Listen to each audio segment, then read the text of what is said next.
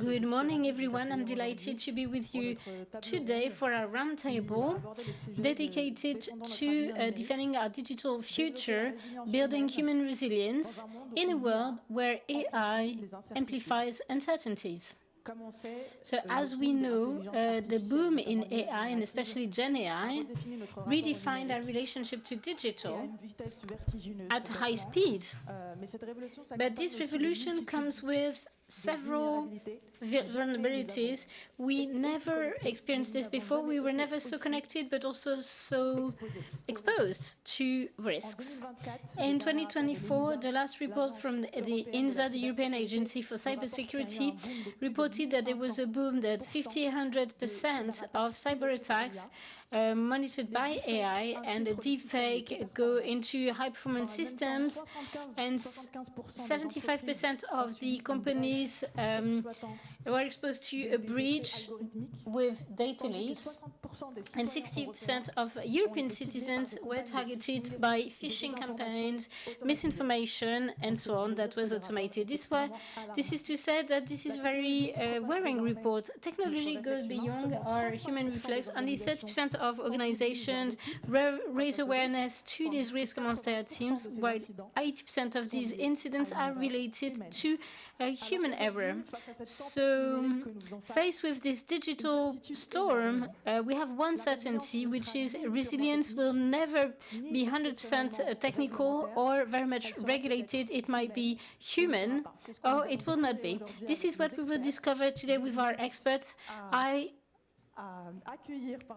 would like you to welcome Fedra Kluner, the Deputy Director for the Cybersecurity Center in Belgium, Emmanuel Kessler, so Team Manager for Raising Awareness at EC3 at Europol, Amin Kamoun, who is a consultant at CIPC, and Jean-Baptiste Roux, Vice President of the FirstSafe company. Thank you very much for being with us this morning to talk about this. I will start with you, Fedra. I would like to know, first of all, according to you, how did these threats evolve? And AI is often seen as a real threat, but it can also be an opportunity, and I would like you to tell us how can we use it so that to improve our protection, so that it's a lever for performance. Yes, indeed, we tend to see the risks related to AI, obviously, and as you said, and you were right, the threats that are related to AI are numerous. We talk about threats, but this is something we will go into more detail after we talk about threats related to phishing campaigns, scams, and so on. So yes, indeed, AI is used by the dark web, the cyber criminals, but I believe it's also useful to highlight the fact that we're not all going to die due to AI, but also AI is used by nice people, that is to say us, in case you had it right, and so we also use it to protect us. And so how do we use AI? The good guys, well, for example, to detect threats in real time. We know that AI processes a lot of data very quickly, and so it's much easier to spot in systems abnormal behaviors and take actions before the systems be infected or cyber attacks can actually happen. So we can also realize that thanks to AI, it's used a lot in CSOP, so we have a lot of logs with millions of warnings, and AI means that we can sort between real concerns and fake ones, so fake positives, and so this means that human beings couldn't do that, and so CSAM agents can focus on their tasks. And there's also everything that's related to automated answers to incidents, so AI means that we can also, when there is a machine that is infected, can isolate the machine automatically. So there's really a lot of elements to use AI in a positive way.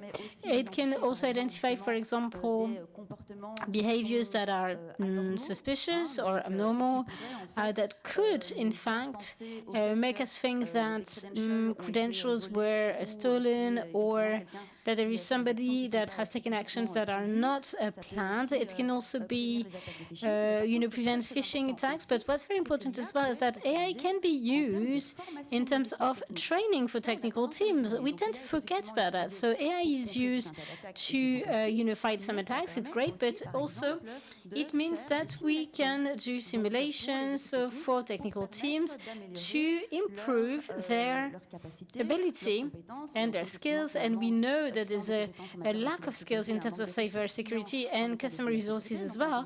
So AI can help to increase resources internally to simulate incidents, for example, and for serious scams and so on. And also, but this is for the technical teams, but also for end users, it can also help to do training for end users that can see more awareness and more resilience thanks to systems based on AI. So, yeah, we're not going to die because of AI. Okay, good to hear. Thank you, Fedra. So, Emmanuel, we know that at Europol, you're faced with the evolution of cyber threats. Did you change the way that you saw an evolution in the way cyber criminals operate, and what is your ability to track them? So clearly, so when the AI phenomenon emerged, so the objective for Europol was to prospect and analyze the risks, future risks, the way they might occur. And cyber hackers and criminals innovate a lot. They go very fast. So the objective was to, first of all, assess these new types of threats. And so, in fact, we published several reports. If you're interested, I suggest that you go to the Europol website. They're available in free access on AI used by criminals and large language models as well, this aspect, very specific. And so what we noticed, in any case, is that there was an application of AI, whether in terms of cyber attack, of online fraud and abuse for minors or online as well.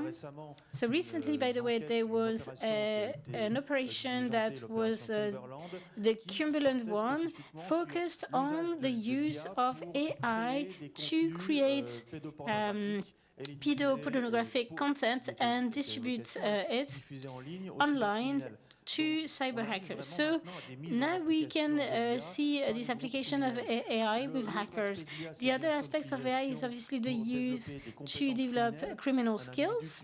Somebody that wants to know more about how to operate attacks or hack and get some expertise in such and such fields to,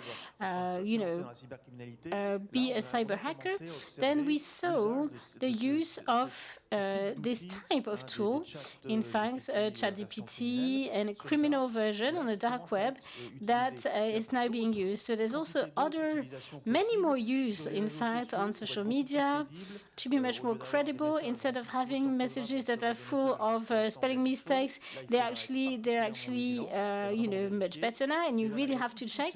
So there is all these applications that were observed at Europol, and our answer is, for us, it's an opportunity because, in fact, I'll give you an example, concrete example. The SkyOCC operation 2 years ago, for example, that aimed at communicating, and this was used by criminal groups. The operation was 1 billion of messages to process. So at Europol, we can do coordination, no problem. But when you have 1 billion messages to process, even though you have 30 analysts, you need AI capacities to help identify what message is related to a fake, or what is related to drugs, or messages related to buying weapons, war weapons. So we had this use of AI that is now essential as well. Thank you very much, Emmanuel, for this information. So as we said, Gen AI creates more and more sophisticated attacks, as Emmanuel said. And Jean-Baptiste, with you, with SoSafe, with social engineering that takes more and more room, what are the weak signals that companies really have to learn to detect, according to you?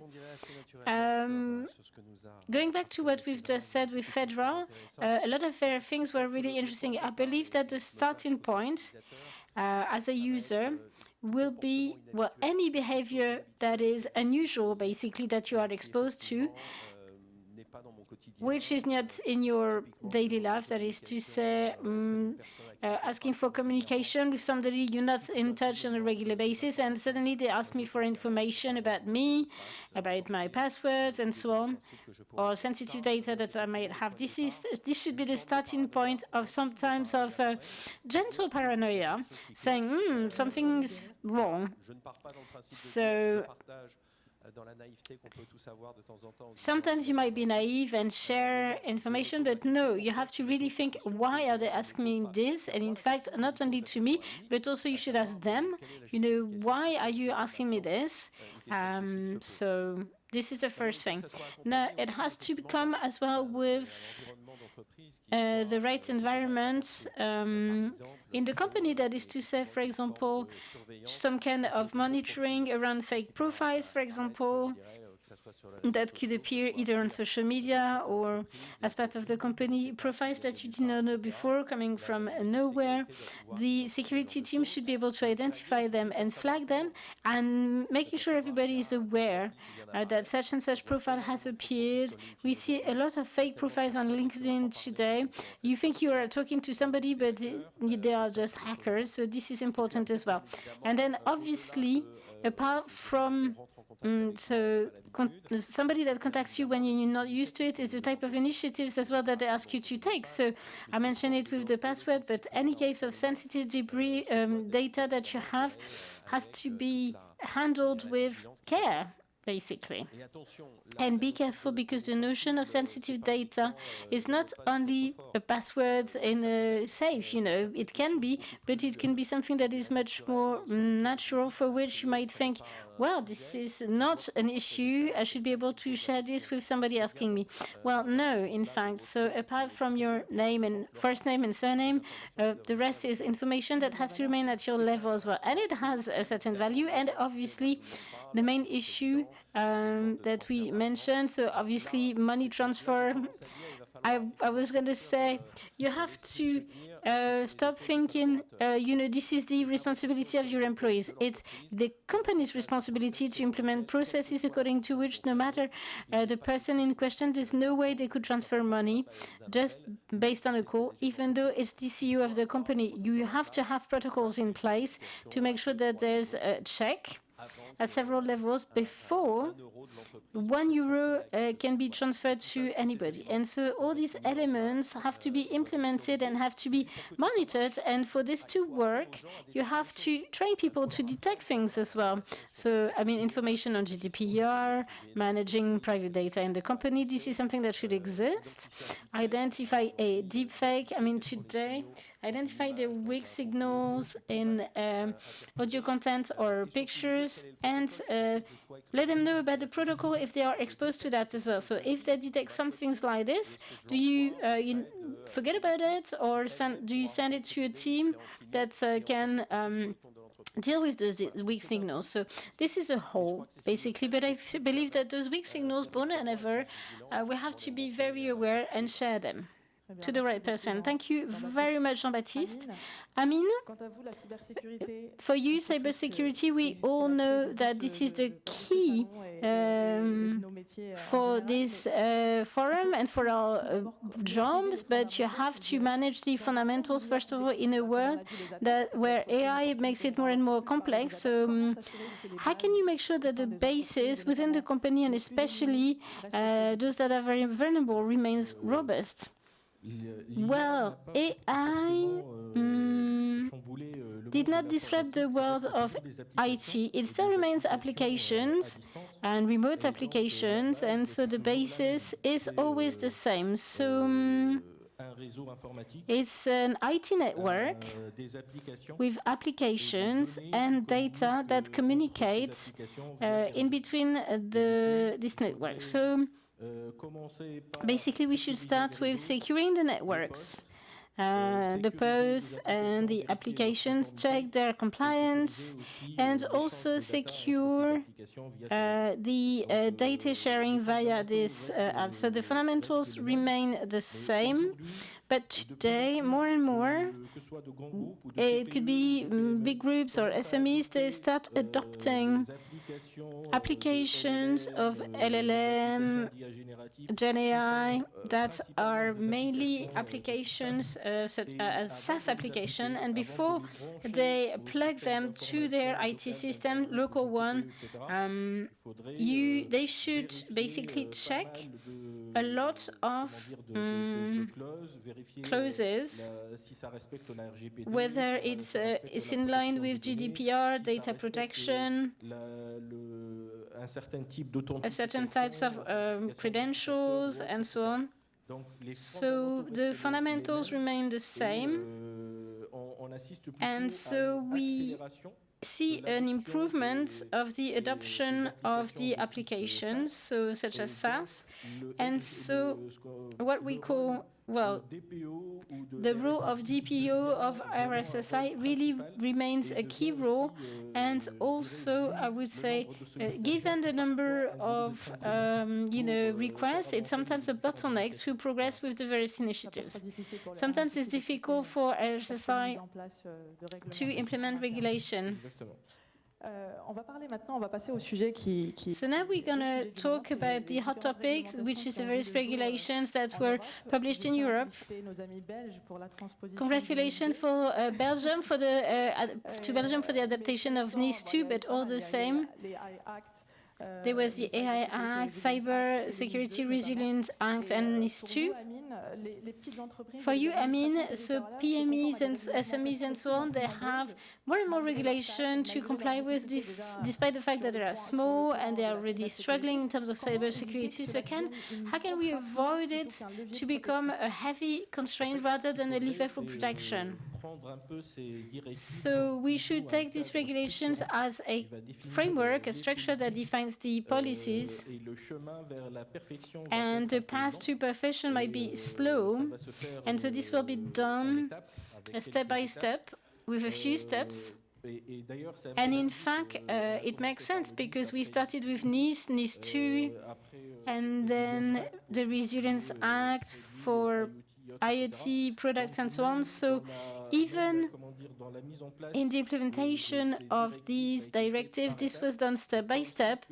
And so I also believe that the implementation of the actions to be compliant with the regulation also has to be done gradually in SMEs. So it's a huge step, and you have to go step by step. So somehow it's driving management, change management. So Jean-Baptiste, NIS 2 LGBT means a new regulation in terms of cybersecurity and human risk management. How does it have an impact on the way companies have to raise awareness in the field? Is there a specific means? So yes, first of all, I believe you have to, remember that the regulation creates a framework as well, as we just said, and companies will have to implement a certain number of initiatives, and I would like to see it more as an opportunity than a constraint. And it's even more true when we are in our European environment. We feel there's more and more constraints. It doesn't create opportunities. But when you come back from abroad, like in Australia, and we talk about GDPR, everybody's jealous because they say nothing is better structured than what you implemented in Europe. And we'd like to have the same thing because we don't know how to manage our private data. So yes, you should see it as an opportunity for sure. Now, in terms of awareness amongst workers. The good news is that in each one of these regulations, you have to indeed explain to the team members what data management is. When you talk about GDPR, what will be the various things implemented around these two, and what will be the protocol to manage as part of a cyber incident. So there is this kind of education, and also responsibility from the management team is very important. So at some point, it's not the CISO anymore, and the management should be responsible for a cyber attack. The senior management team is involved, and so what does that mean? It means budgets are unlocked just by chance. So means are given to the teams to do better because they are responsible, and also it's a lever for communication with team members. So team members feel more involved with their mission because they feel that everybody's part of it, and so this regulation for me is also an opportunity, and there's a constraint as well to report. I mean, companies have to report if there is a cyber incident. They have to report this back to the ANSSI in France, for example, and the equivalent in Europe, but also report and say, right, did you train your employees properly to the various topics related to cybersecurity? Did you train them as well on all this? So for me, these are opportunities. And one last thing, maybe, this would be as well an opportunity in terms of competitiveness amongst companies. Why? Because there is a stake on as the supply chain, and so obviously we'll have to involve the various suppliers in the company. And how can we make a difference compared with competitors around all this? Well, you have to be compliant to the regulations. So I'm always optimistic about it, maybe a bit too much, but still. But you're absolutely right. You have to adopt a positive approach and see it as an opportunity, indeed. And you're absolutely right, because indeed, abroad, they are jealous about all these regulations, even though it seems like a constraint, as you said, but it's an asset as well.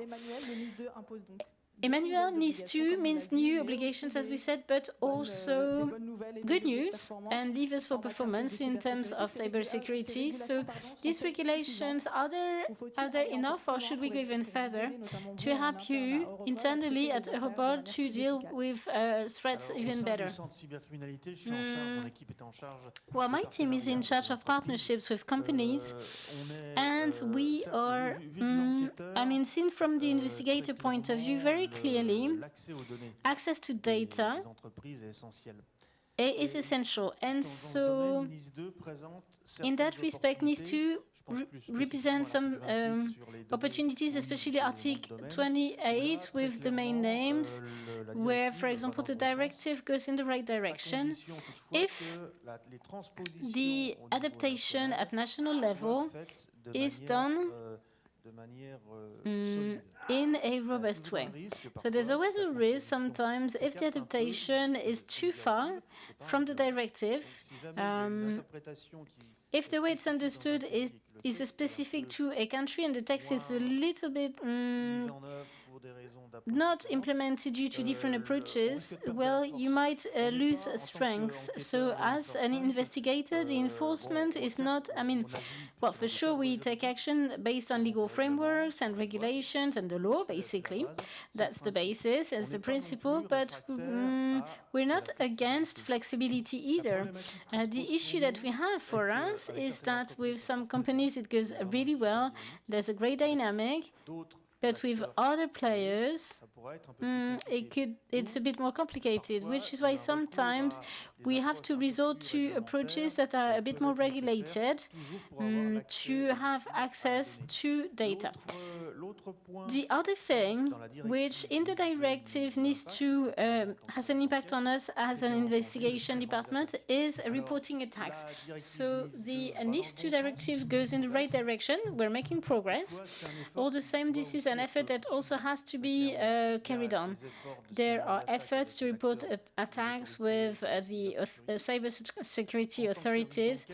As an investigation department, the more we are kept in the loop at the initial stage of the attack, the more we can identify the hackers. And so here I wanted to share something with you, which is investigations work. We can identify hackers. It requires a lot of means. It requires as well to know as many cases as possible, because in one case we don't have all the information, but if the remaining information is in another operational case, we can combine them and we can improve to identify hackers, the infrastructures, and this is the basis of any cybersecurity strategy. Thank you.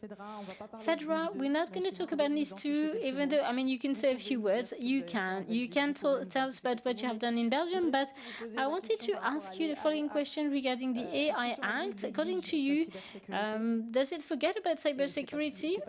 And it's not only this, there's another question after.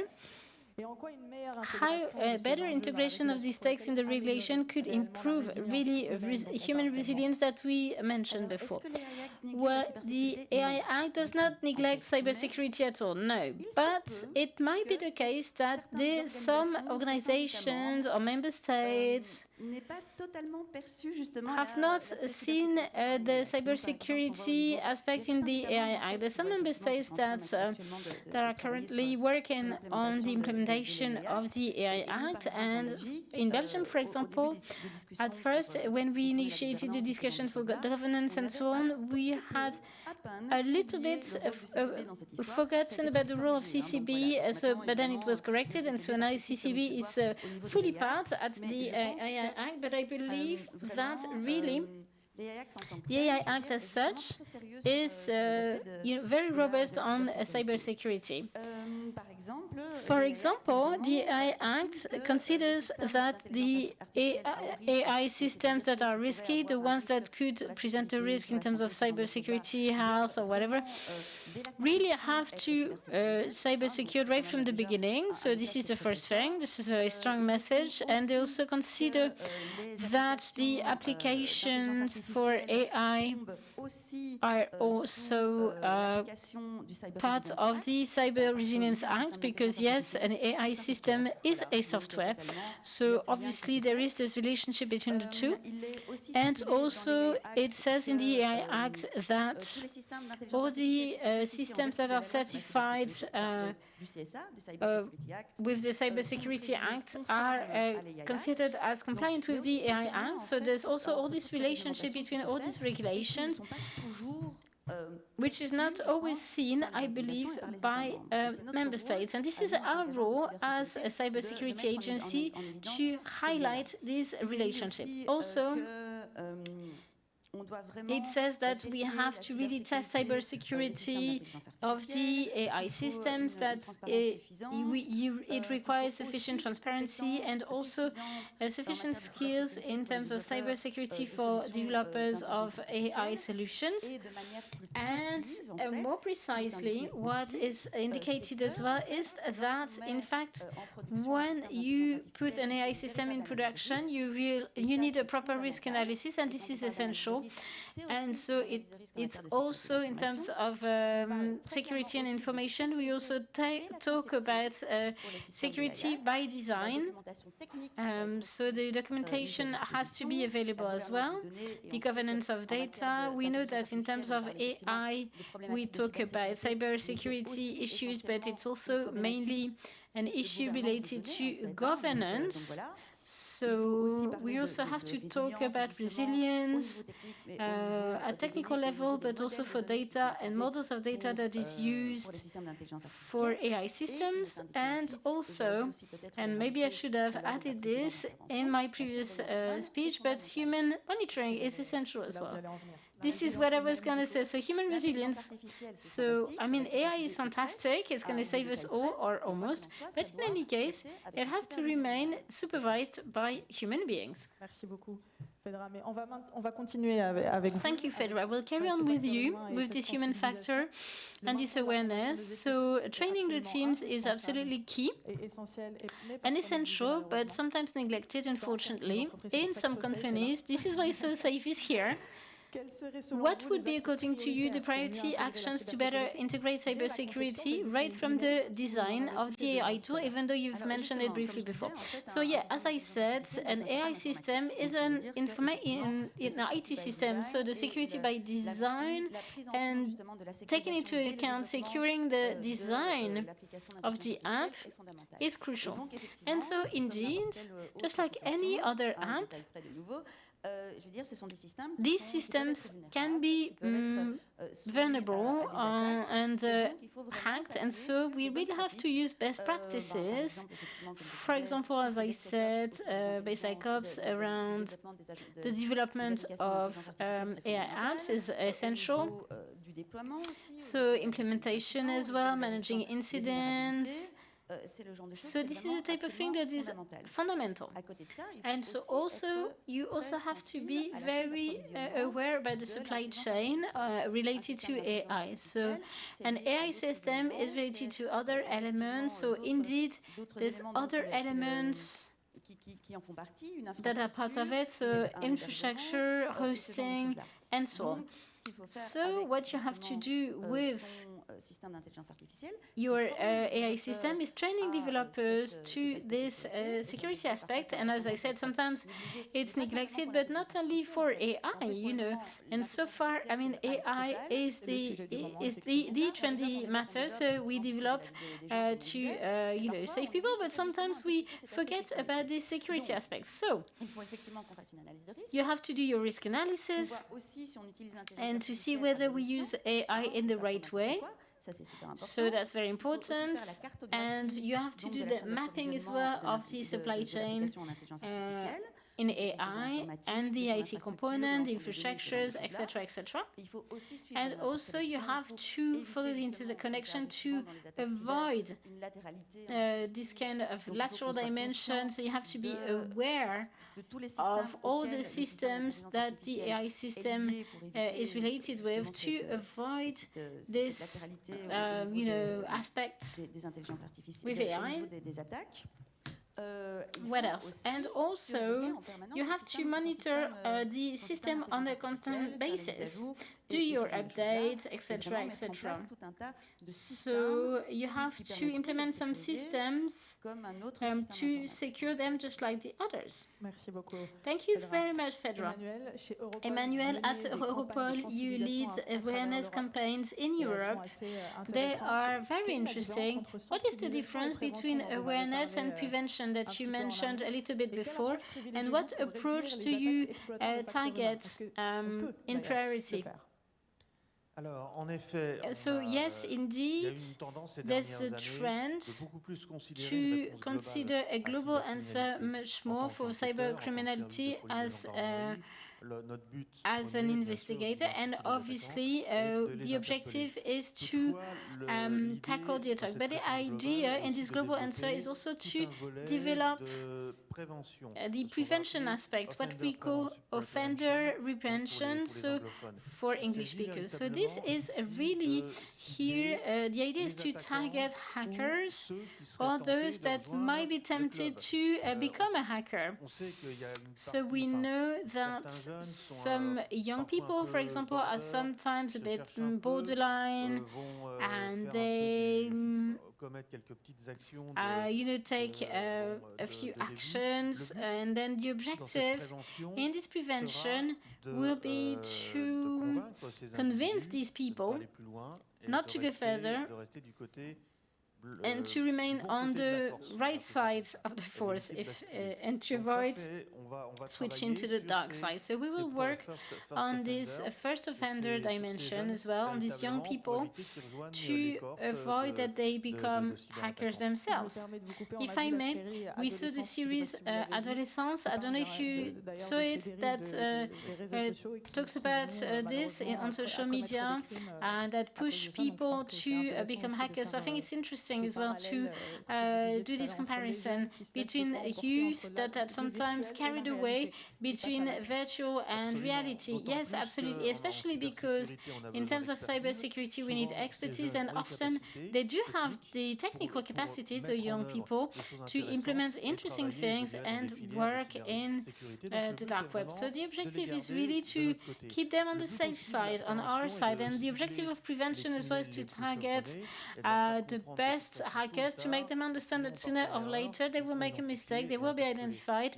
And so there's also this global answer dimension that we will develop. And so when you talk about prevention between the various communities, so whether law enforcement, cybersecurity, and so on, the word prevention comes with their own definition, and it's a real debate where we have to know what we're talking about. What do we understand when we talk about prevention? Is it for people, for structures? The objective is to prevent and to avoid developing attacks, but sometimes the players, security players, have a different understanding of this word. So what we will do is, well, when you talk about awareness, very briefly, we have campaigns where we target the victims as well, where the objective is obviously to promote actions or behaviors for cybersecurity for their own protection. So we have all seen this at European level. We develop campaigns at European level. We use services a lot in the member states as well at national level. So we have to bring this global answer with limited means, and the objective is really to impact as many people as possible to limit the risks and avoid the attacks. Thank you very much. So, Amin, how can we build a real cyber culture for cybersecurity within organizations or local authorities or even major groups without without basing it only on this fear of risk? So it's always related to this change management. So you have to start explaining why you do it. With major groups, we have 3 steps. First of all, we onboard the newcomers, the new members. So there's the IT charter. So we explain the sensitive applications, sensitive data, and so on. There's a project mode where for each new initiative, we go to the DPO and the RSI for the security by design part, and GDPR by design as well. And there's also, I believe it's very important, the integration of when we integrate new suppliers in major group, we see the relationship between the major groups and the small suppliers who usually are not, do not have sufficient tools in terms of IT security.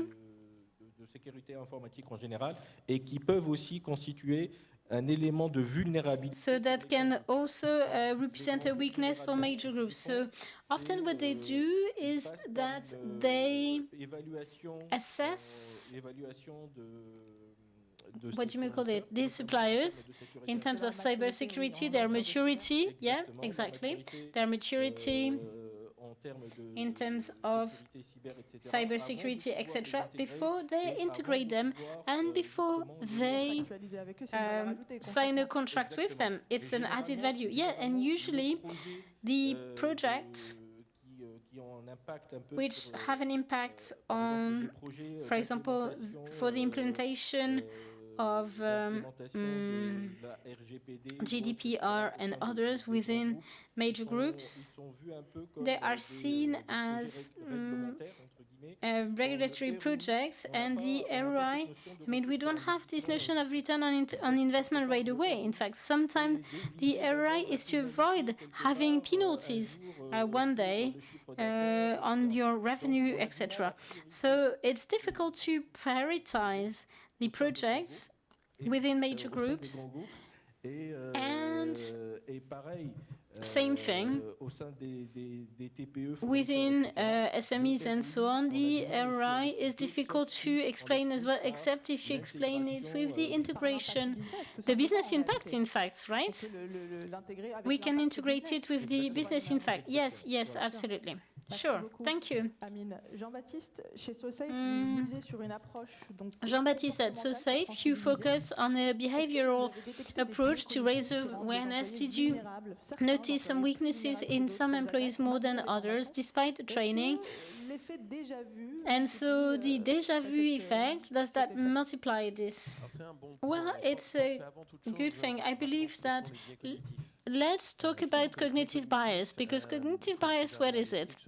These are this is some kind of mental shortcut, if you wish, which means that you take a decision based on elements and choices that are not rational and that can represent a risk factor in terms of cybersecurity. And what's important to remember is nothing to do with being smart. We are all exposed to the same cognitive bias, and we are all potentially exposed to inadapted decision making. So you have to be quite humble about this, and if you are manipulated, you can always be fooled. So going back to your question and this déjà vu effect, what we call the familiarity bias, the idea is that if you are faced with something that you have seen before, then the mental shortcut means that you are not so much aware.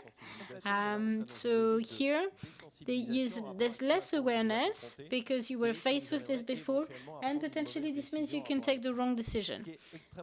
What is very important to remember is that hackers are not great psychologists, but they are people who obviously have learned about psychology fundamentals, and so they apply them as best as they can.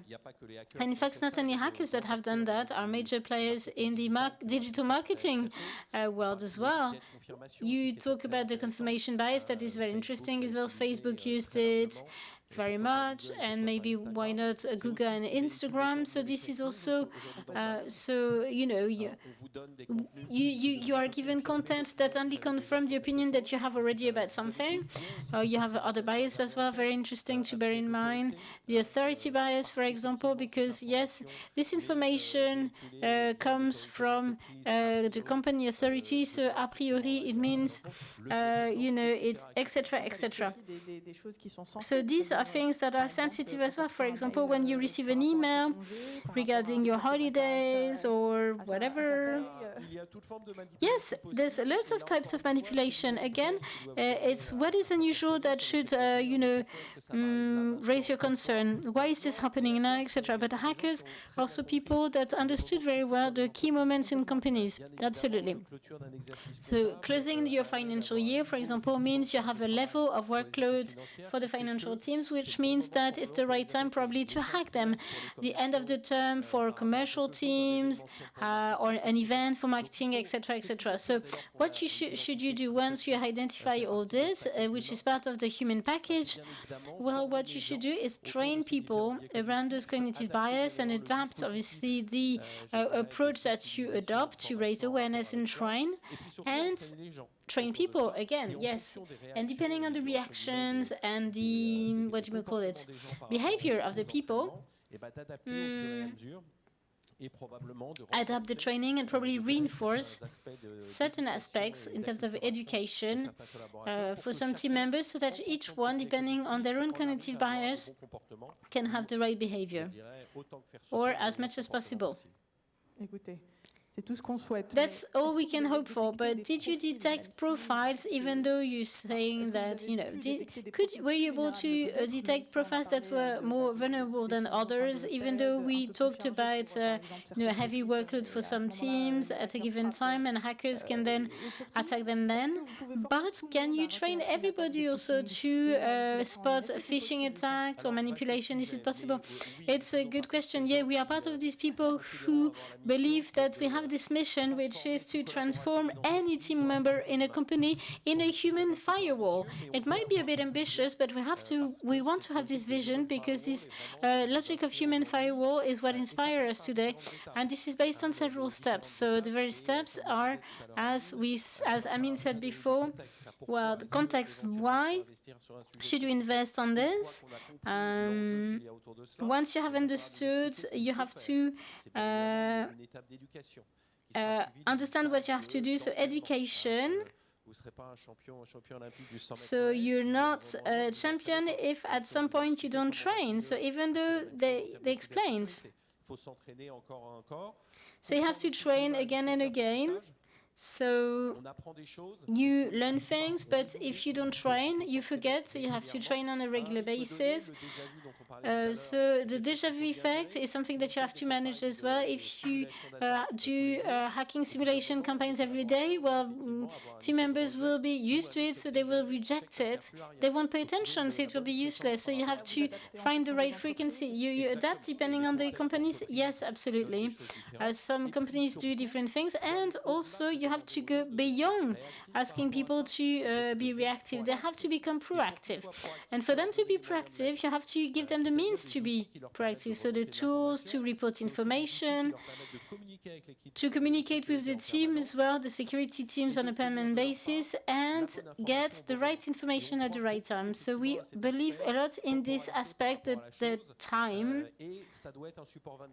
and it has to be a 24/7 support. So today we talk about AI. Good news, we have chatbots, which means that automatically when you use the processes of the company, you can report information with team members in 24/7 in all languages to set anytime, right, I'm faced with such and such issue about cybersecurity, what should I do?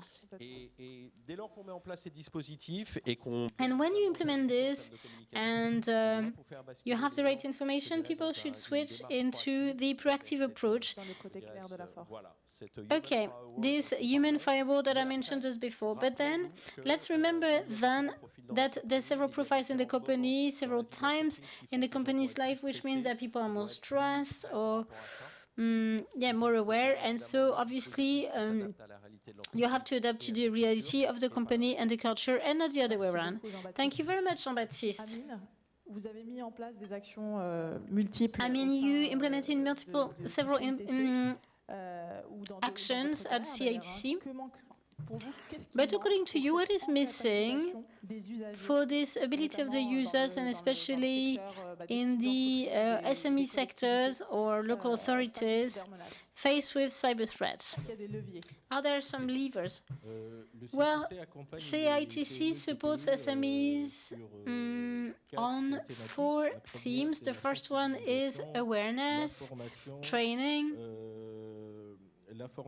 information, experimenting as well, some POCs, some tests, and also fund searching. And so I believe that the heart of all this always remains finding funds, European funds or elsewhere, finding the right people to have the right tool to implement what it takes for cybersecurity. So what's really missing for the SMEs in particular is the funds, looking for money, and how can you finance these actions that their ROI is not on the short term for them.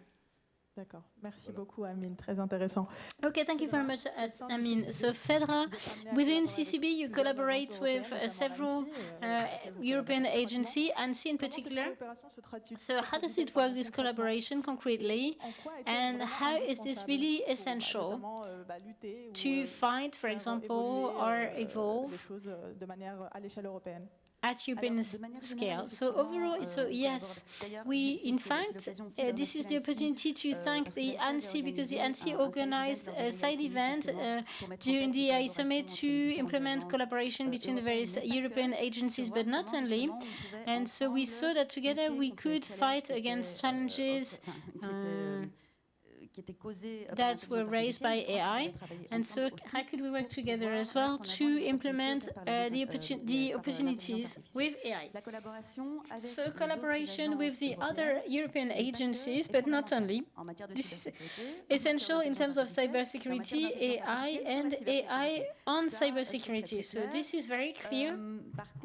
However, should we limit this to the collaboration with other national agencies? I don't think so. Why? Because cybersecurity is really everybody's business. So at INCYBER, we work with 8 European agencies, but also with the private sector, with the academic sector, to make sure that we increase this cyber resilience.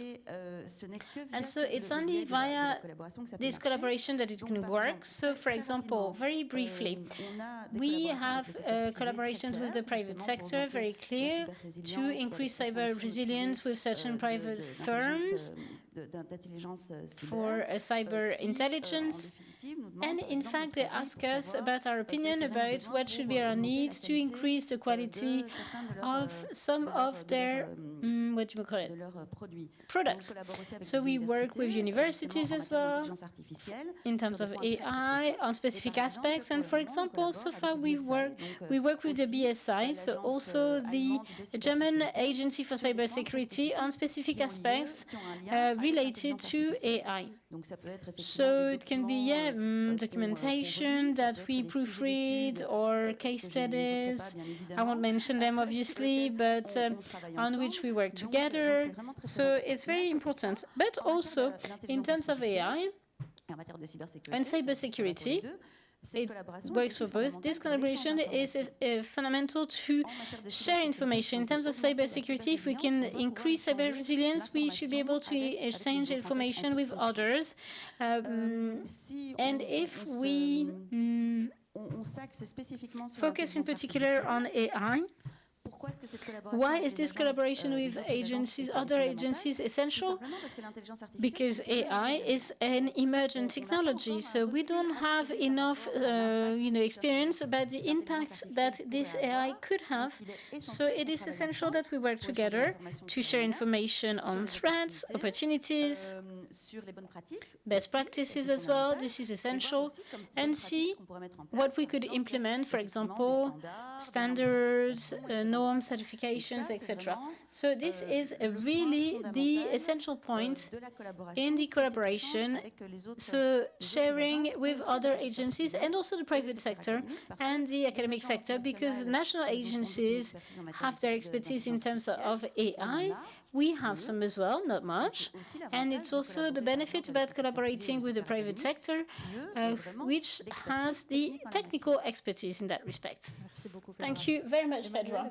Emmanuel, at Europol, do you work with other agencies as well at international scale? And how can you anticipate the future threats and not be in a purely reactive position? So the cyber criminals that are like, that have their own business plans and so on.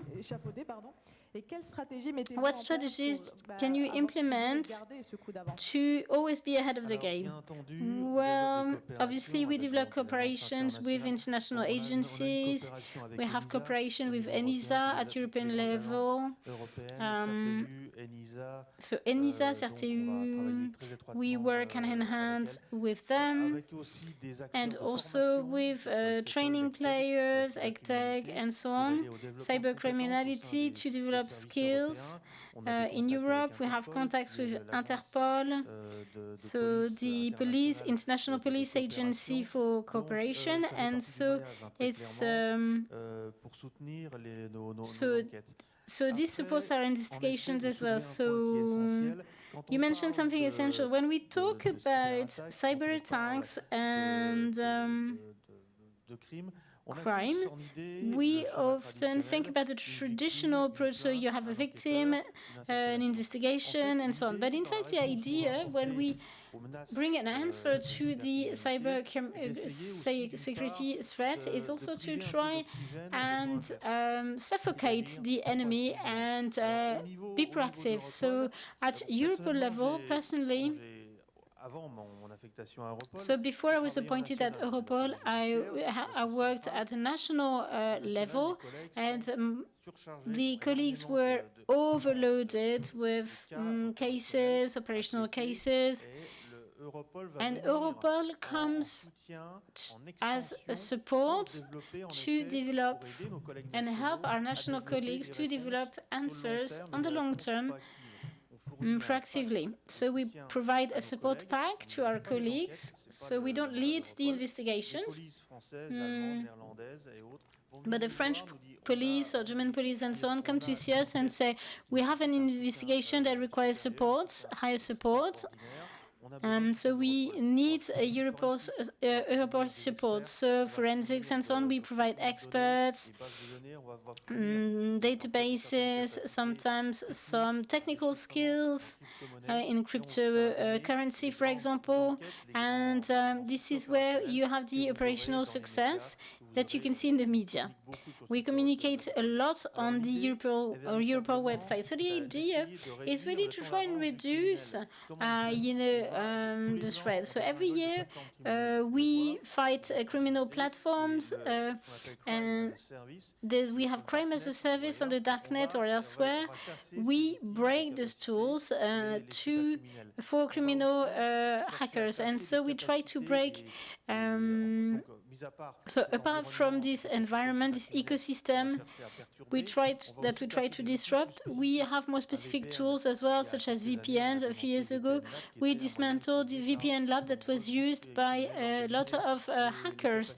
And so the cryptocurrency capacities as well used by hackers, we fight this type of means as well. So the idea is always to bring a global answer, so they will rebuild their capacity, but it will take some time, and this is a race, really, as we said with the director of Europol 2 days ago. So sometimes we make progress, it's a constant race, but at our level, we develop now strategies, global strategies, and the consequence is less attacks. When you have 1,000 attacks, it's not 1,000 hackers, it's a few groups that are very active, high performance. And so if you take a bit last year on ransomware, it was a group of hackers that was very, very important. There were 200 of them. So it's always groups of very specialized people, and but the number is limited. And if we can neutralize these people, then we will reduce the threats and attacks. Thank you very much, Emmanuel. Thank you to all. Right, this roundtable was very interesting, and this is almost the end. I would like to give you the mic in the audience if you have questions, if you have some. If you don't, I will have to, ask one myself. But if you have questions, feel free. Don't be shy. Merci.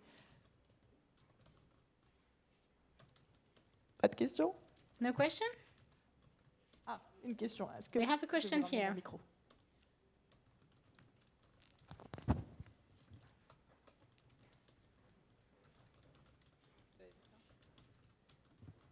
Quel service, merci. Je me demandais I was wondering, what could we expect from public authorities to encourage or develop concrete projects for companies in terms of resilience? Merci beaucoup. Qui veut répondre à cette question? Thank you. Who wants to answer this question? My legal team would answer that. But I believe the question is maybe for Amine, maybe? Public. En fait, moi je crois well, I believe je dirais qu'il ne faut pas être en mode attentiste. We shouldn't wait. We shouldn't expect anything from public authorities. We have to be in watch mode regarding call for tenders, whether for European ones or others, to finance experiments, proof of concepts and tools regarding the implementation of all the actions, political actions for cybersecurity. Thank you very much.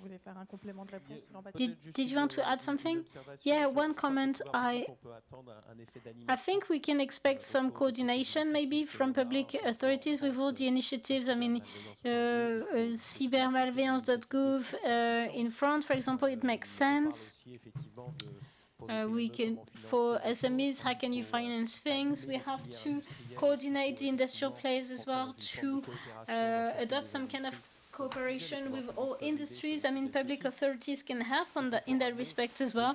And also education on cybersecurity at school as well. I believe it's essential today that our kids can learn very early what a password is and how can you manage it, what is a digital footprint, etc. And I believe that public authorities have a role to play in that respect as well, to help us and push us to go to schools and probably take initiatives in that respect. So for me, there would be like a coordinator. Thank you very much. No more question? No, in that case, thank you very much for listening. Thank you to all of you for your participation and see you very soon. Thank you.